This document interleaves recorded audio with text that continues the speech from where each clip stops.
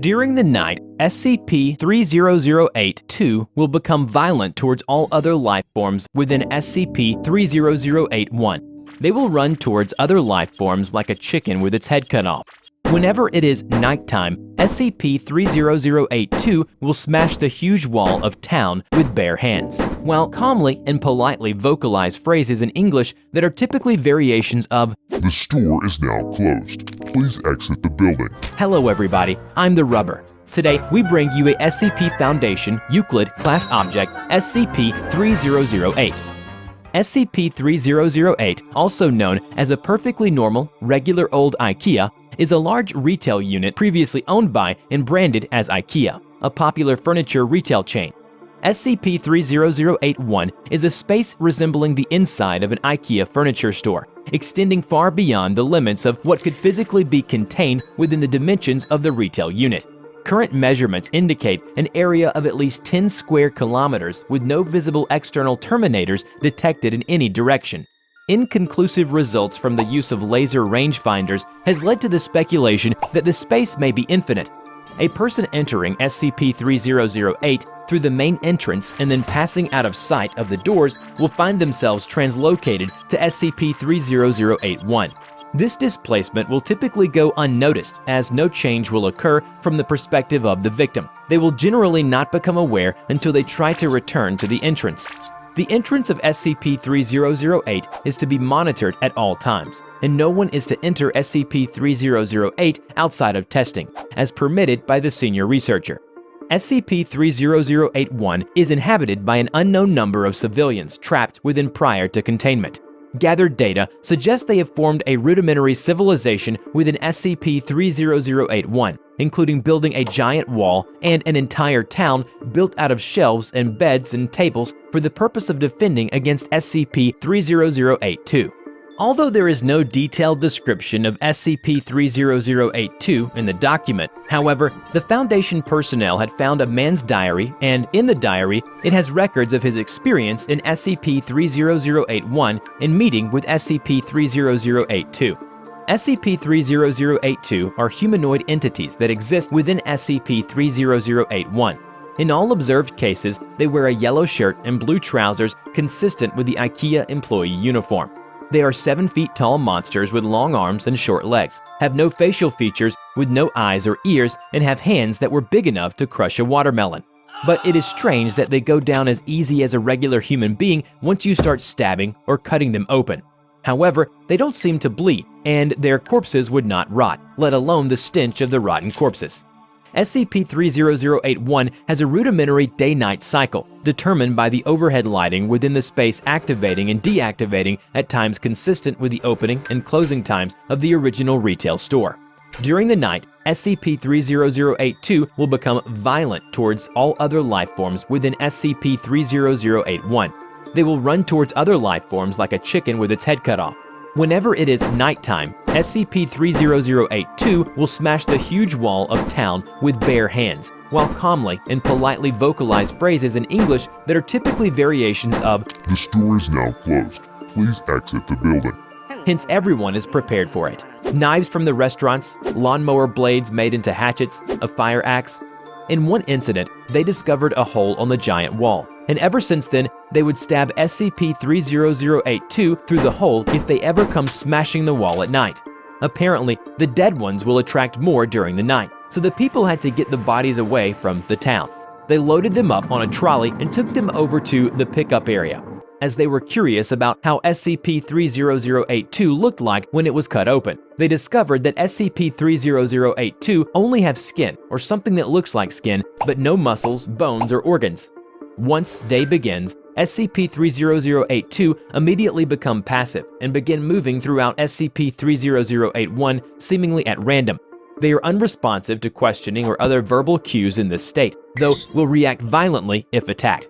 So, during the day, people go out to find food, water, and whatever else they need.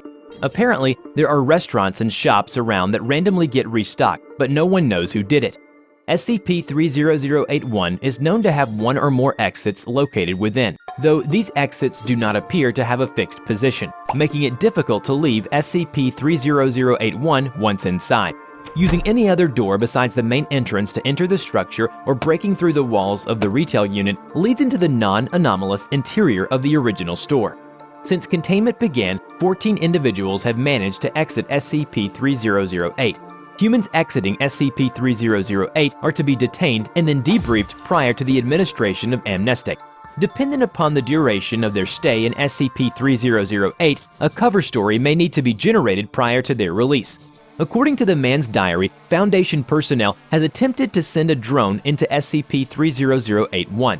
Although analysis of footage shows a small town labeled as Exchange and Returns, but unfortunately it failed when trying to find the settlement again. And according to the records in the diary, we seem to be able to speculate that the people trapped inside may come from different places or dimensions, because the people in there have some seriously odd gaps in their knowledge. Some of them have never heard of the International Space Station, and some come from places where there is no declaration of independence. And no one has ever tried large-scale searching for these people who were trapped inside of SCP-30081. Does that mean that these people are from different places, hence it did not cause a huge panic of missing people? 10 seconds after the owner of the diary exited SCP-3008, an SCP-30082 followed from behind. It caught and killed the man before itself being terminated by armed response personnel.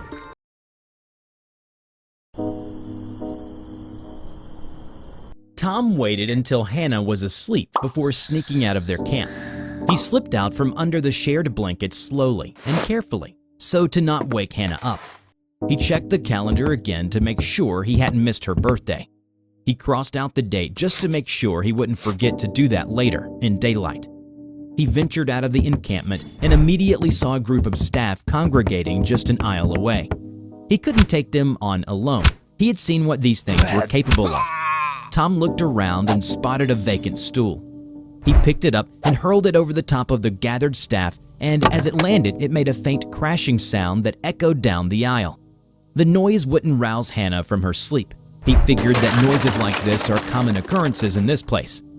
When the staff scurried towards where the stool landed, Tom hurriedly took off, but not before glancing back at Hannah. Hello everybody, I'm TheRubber. Today, we bring you a tale from SCP Foundation SCP-3008, a perfectly normal, regular old IKEA. Tom watched from a distance as 3 staff walked by. It was unusual to see a group of them moving with purpose during the day, but not unheard of. He knew the god-awful things would ignore him while the lights were on, but that didn't make him feel comfortable about going anywhere near them. He had seen what they do when the lights were off. So he waited for them to pass, clutching the clock in his hands. The clock was a gift. It was Hannah's birthday tomorrow. Tom hadn't expected to find love in an endless IKEA filled with monsters, but he figured no one ever did. Sometimes he couldn't believe it had now been a year since that cursed and blessed day when he had gone shopping for shelves and ended up in this waking nightmare. He could still remember vividly how it all started. He had entered the store and something felt wrong. It was empty, like a failing retail store, yet everything appeared to be in place and fully stocked. He could see no one but the staff wandering around in the distance. Tom strolled past the aisles of furniture sets, cozy bedroom setups, and tables and chairs with crazy angles. He kept on walking. Each time he turned a corner, more aisles showed up. It was as if he was walking in circles. I swore I saw this clock set earlier. Something ain't right here. Tom looked around, made sure that no one could see him, and climbed up onto the shelf. He figured that if he could reach a vantage point, he might be able to pinpoint his location. And what he saw was an endless labyrinth of furniture displays and aisles that seemingly stretched on forever. He felt puny and dizzy. He slipped and fell from the shelf and in front of a staff, and that was when he saw Hannah. He remembered it in a strange blur, all in slow motion like some Hollywood movie cliche. The club swinging in, her dirty red hair flying wildly around her. Then she turned and looked straight at him, and the fierceness of her expression almost stopped his heart, her eyes ablaze with some internal force. And then the crunch of the staff's head as the club made contact, the rigidity of its head replaced by a disturbingly gelatinous quality as every bone within it shattered. Its featureless face turned towards him as if it was coming for him next, which it did, as it simply shrugged off her attack and got up. In that moment, he felt an intense mixture of confusion, horror, and admiration, all at the same time. "What are you doing? Run!" The staff began to walk towards Tom. Hannah gave it another smash that broke her club, then pulled Tom to his feet and ran, dragging him stumbling and terrified behind her. She brought him to the settlement that people trapped inside the store had built over the years.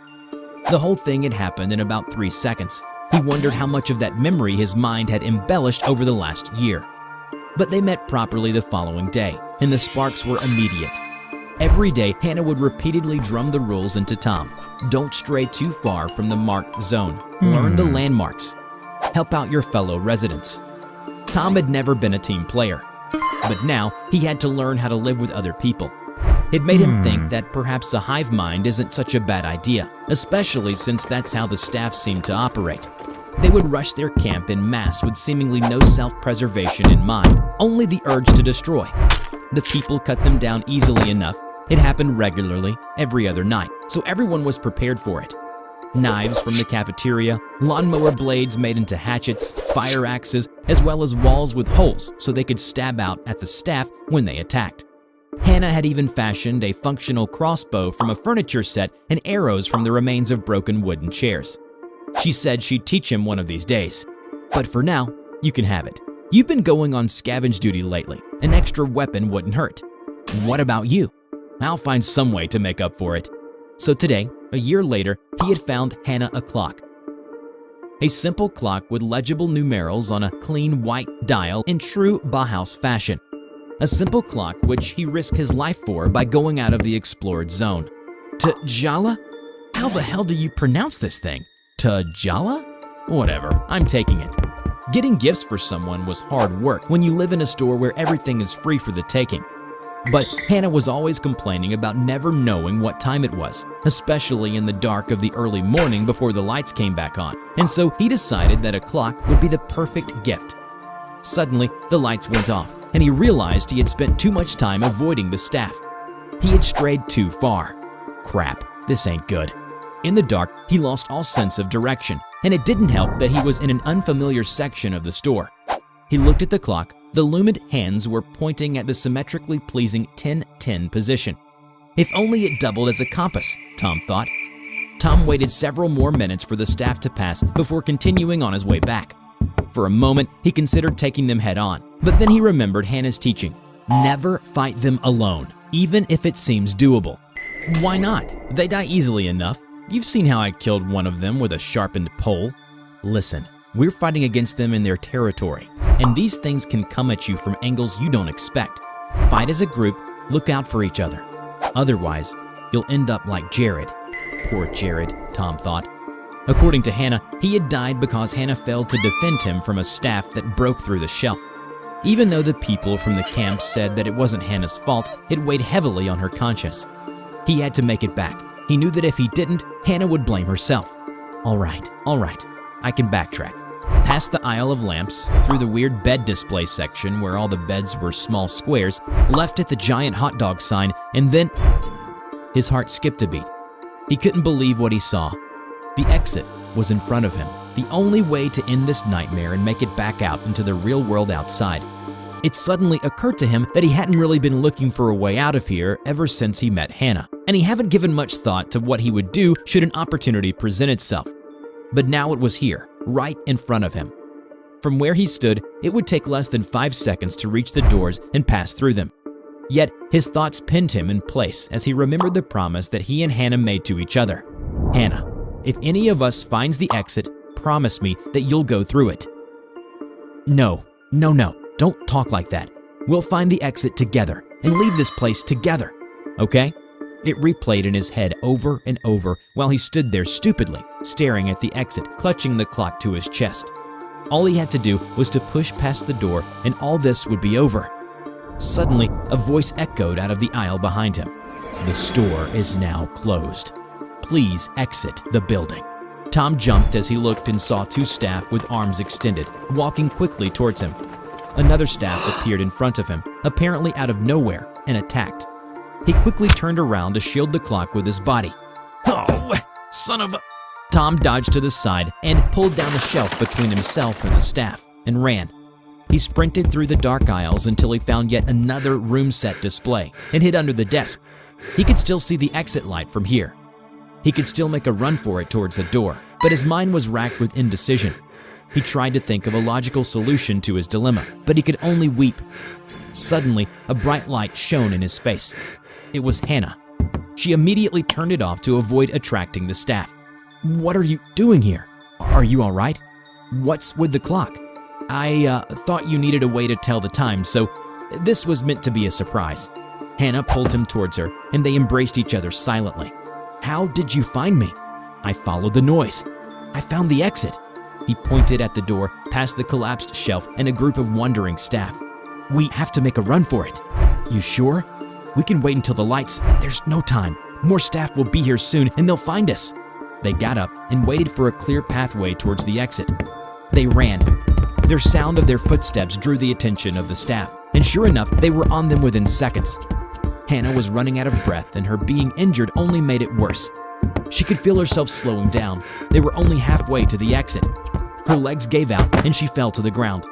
A staff lunged towards her. Tom bashed it away with a broken bedpost. "Go!" A staff grabbed at him and clawed at his body. Hannah grabbed the bedpost and smashed the staff's head. "No, you promised that we'd leave together. And you promised me that you'd wait." Tom stared at Hannah's desperate face, and something inside him shifted. If only one of them can make it, it had to be her. Meeting Hannah had changed him. He had never had to care for other people, but after a year living with the trapped shoppers and Hannah, the lone wolf inside him had lost its selfishness. Now he was always there for other people, always there for her. They couldn't fight off all the staff, nor could they outrun them. And he figured it was about time Hannah get out of this hell. Tom shoved the clock into Hannah's arms and pushed her to the exit. "Happy birthday, Hannah." "Tom, no, no!" A staff lunged at her but was pulled back by Tom. Despite his exhaustion, Tom kept swinging to fend off the incoming staff. "Don't worry, I'll see you soon." He pushed Hannah through the door and slammed it shut. Though his eyes had adjusted to the dark, Tom's injury began to take a toll on him, and his dwindling stamina was slowing him down. Tom fended off several staff by maneuvering around the layout of the display, using his makeshift weapons and Hannah's crossbow, which broke after firing its last bolt. Then he saw smoke rising from afar, a sign of a nearby settlement. He had heard of other settlements just like their camp. Some of them would make fire to raise smoke beacons for any lost wanderer. Sure, it could be risky for the settlement as it would attract more staff, but it was the kind of selflessness that Tom had come to appreciate. On the other side of the door, it was quiet and vacant. Hannah used all her might to pull at the door, but it wouldn't budge. She could only fall to her knees and weep as the clock slowly disappeared. "Hey, remember what we said about leaving together? Yeah, if you find the exit, go through it and wait for me, because I'll follow you and find you in the outside world, where we belong. Promise me you'll wait for me. I promise." The infinite IKEA. A mockery of reality that's been toying with us for too long.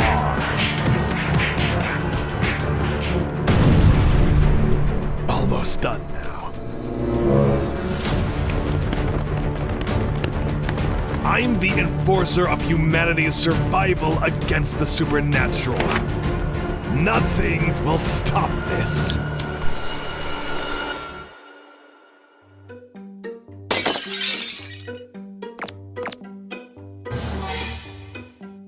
Oh man, Jack's gonna be pissed when he finds out. What's this? An IKEA catalog? That's right, there's an IKEA nearby.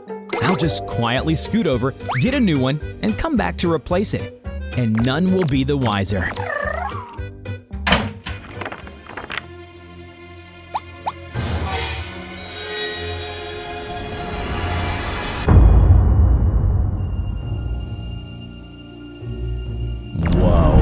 This place is huge! The inside is way bigger than it looks from the outside, and very empty. Where are the shoppers?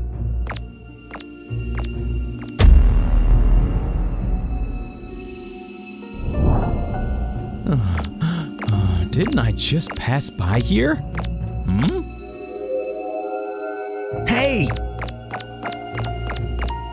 So nice to see someone working. Whoa! Your face! Stay back. Don't come any closer.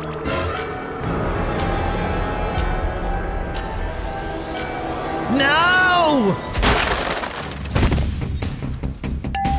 We gotta run now. Follow me. Oh, okay.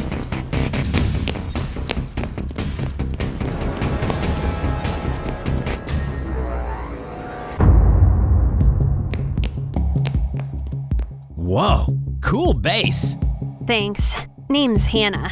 Welcome to the Couch Tribe Camp. Not a glamorous name, but it'll do. I'm Rubber.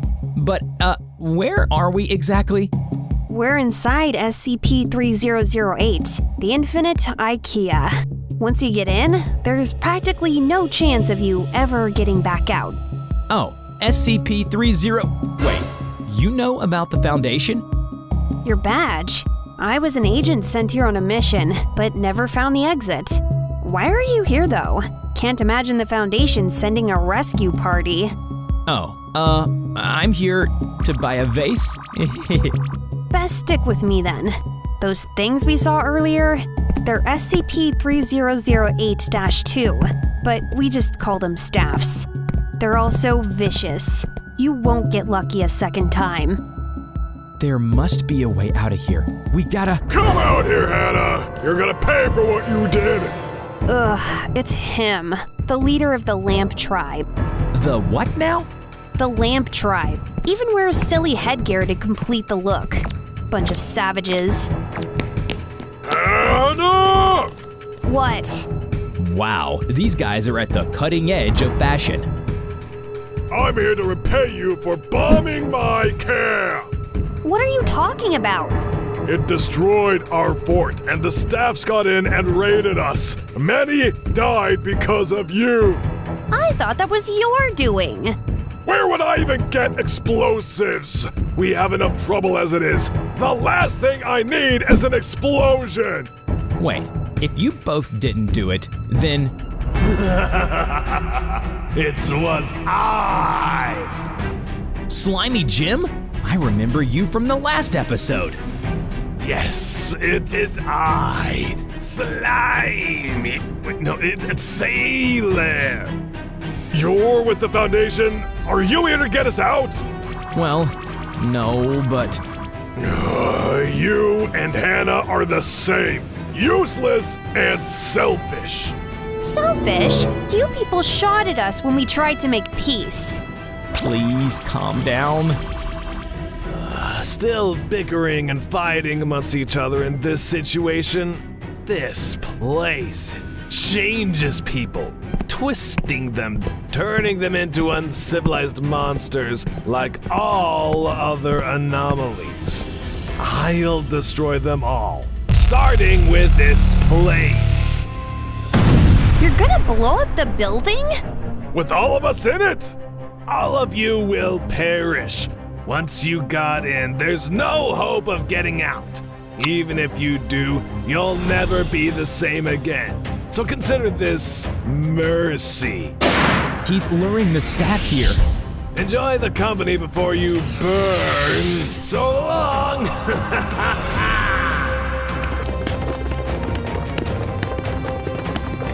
Damn it, he's gone. We'll deal about him later. Right now, we've got another problem with store management. Not before I'm done with these barbarians. Come on! Stop! Now's not the time to be petty. The staffs are coming, and we need to work together to save everyone. You have a point. So what's the plan? 2 words. Tower defense. Got it. All right, fellas, you heard him. Now let's show everyone how it's done.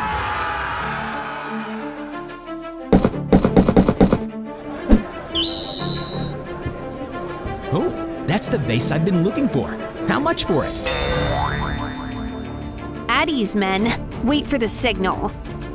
Come get some, you Slender Man knockoffs! Luke? Charge!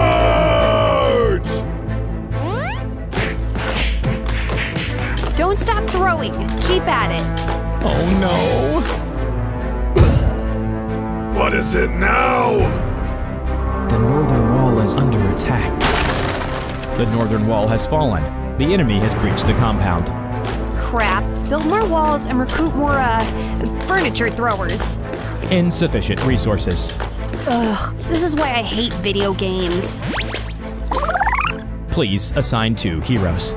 Fine, I'll go. Boys, give 'em hell. You fight well. You ain't half bad yourself.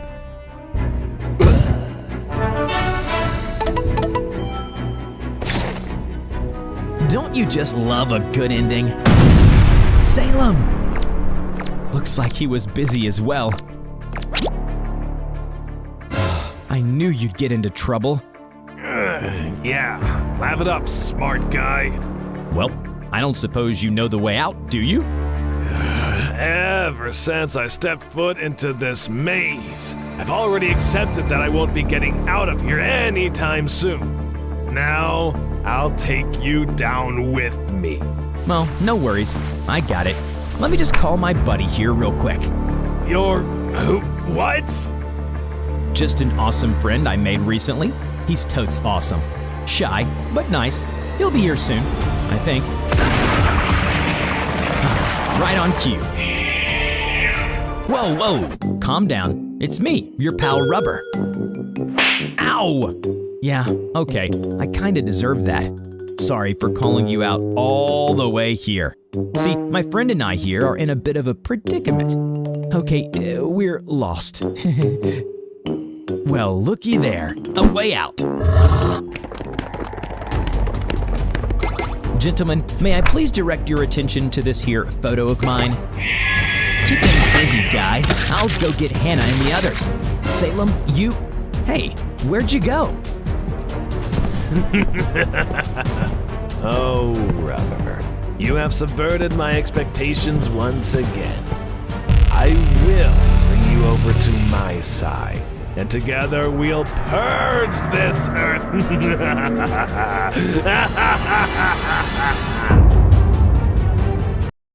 So, Rubber managed to get out of the infinite IKEA.